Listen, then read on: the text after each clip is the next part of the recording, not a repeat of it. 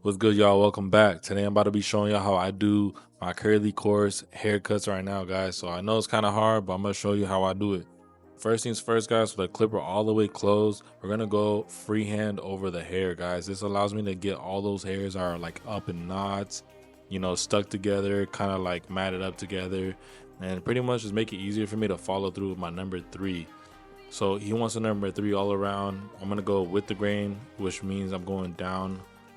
As you guys can see, I'm going down with the hair stream, and I also will be going against the grain, meaning I'll be going like against it, like upwards.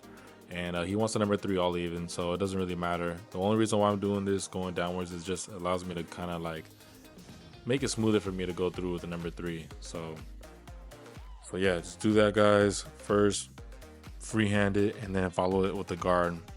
But make sure you always ask the client if he wants it with or against the grain, because that does give you two different lengths. So yeah.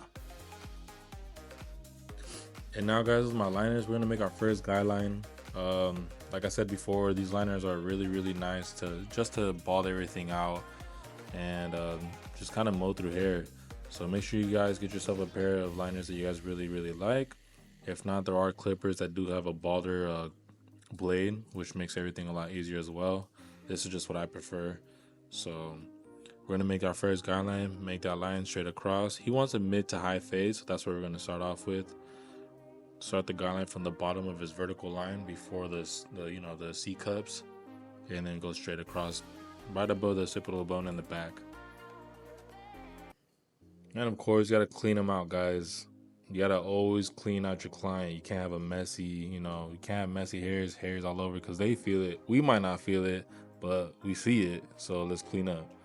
And now with the no guard open with our masters, we're gonna make our second guideline and go over it multiple times, make sure everything's all even. And with this type of hair, guys, I do recommend getting a brush, because this will allow you to comb the hairs, or not comb the hairs down, but brush the hairs down and just get it back to the starting position. Because as you're cutting up towards the scalp, like upwards, the hairs are going to be uplifted, and your job is to brush them down to get them back to the starting position. So it just makes everything more easier and more neat, and kind of get it to that final look, But with my two guard open, guys, I'm gonna try to blend into the top of the three. As you guys can see, I'm going over it multiple times and just making sure I'm molding it into the top of his head. Making sure I'm not going too high. But yeah, and I'm gonna go over it. I didn't record it, but I'm going with the number two closed as of right now, I believe, just to soften up that bottom line that we created with the two open. And now, guys, with our number one, it's gonna be number one open / close. So we're gonna just play with the lever. As we go up higher, we're gonna just keep it open just to soften it up, trying to blend it. But we're gonna be blending downwards, guys. Usually I blend going up, but with curly coarse hair, I love to blend down just because it gives it a nice fade look. So you're gonna see me just play with the lever and kind of soften up that line as I'm going down. I'm closing that lever and making sure every time I do some strokes, I'm combing or brushing the hair down. So just play with the lever, guys. It's not gonna take off that line, but it's definitely gonna soften it up. And now, guys, like everything else, when we comb the hairs down after a couple strokes, we're also gonna cut down the hair. So right now I'm using the three, going down with the grain. This just allows the hairs to lay down more and give it a neater look. So I'm going down with the grain and then also against the grain. Like I said, he has it all even, so it doesn't matter if we go up or down, guys. So that's with that. But now I'm with the number two. I'm doing the same thing. I'm going down with the grain just to lay down those hairs, and I'll also be going up towards against it. And this is just normally how I do my fades, guys. It just allows me to lay down all the hairs and just get a nice look to it, a nice dark look to it. So, and I do apologize, guys. In this video, you guys will see a lot of blurry spots. I'm gonna definitely get better on positioning my camera a little better, so I apologize for that. But I do still explain everything as it's going. So yeah. And normally, guys, I always like encourage you guys to fade going up towards the top of the head.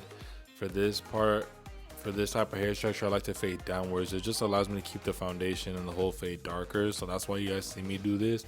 But this hair structure definitely requires a lot of brushing the hair and combing the hair down. So it's a lot different. It's a lot more stubborn, I believe I should say. But right here, guys, clip over comb, just like anything else, clip over comb to give it that foundation molding to the top of the head.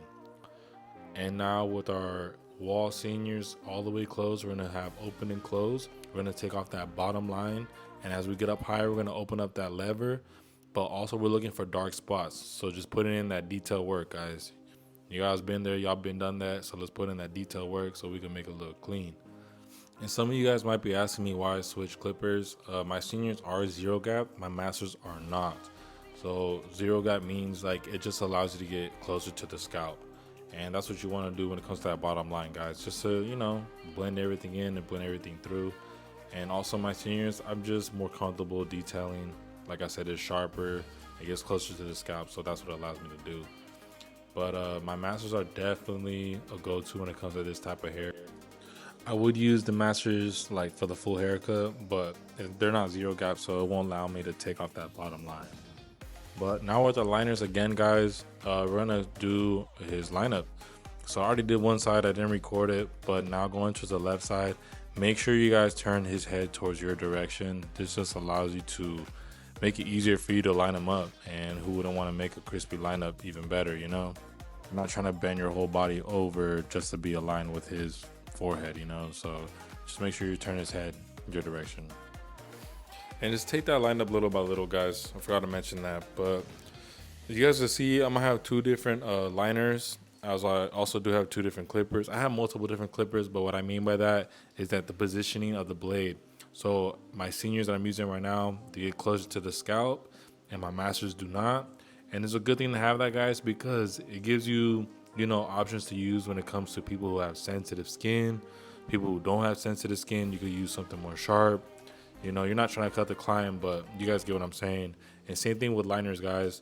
The first ones I use on his forehead, those are my liners strictly only for lineups, because there's the sharpest, and these gold sabers are just as sharp, but they're not as zero gap. So this allows me to work on areas like the mustache or just clean up the face. And that's something you guys should have, multiple different tools. You guys don't need 10 different pairs, but I do say probably 2 and 2, 2 liners and maybe 3 clippers or 2 clippers, so as you guys get more into the game, you guys are gonna see and realize why multiple tools are necessary. So just put in that work and figure it out. Master a clipper, buy a new one. Don't throw it away or don't give it away, but keep it and then master a new clipper. That's what I did. I only have like 5 different clippers and like 3 different liners, so they all do different things, guys.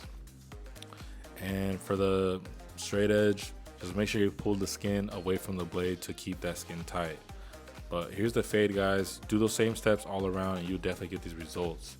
If y'all learn anything, hit that like button, that subscribe. I'm definitely going to be doing more videos, and I'll holler y'all on the next one, so stay tuned for the next one, guys. See you later.